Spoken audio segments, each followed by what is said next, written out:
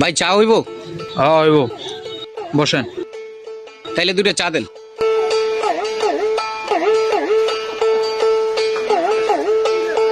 এই loan loan.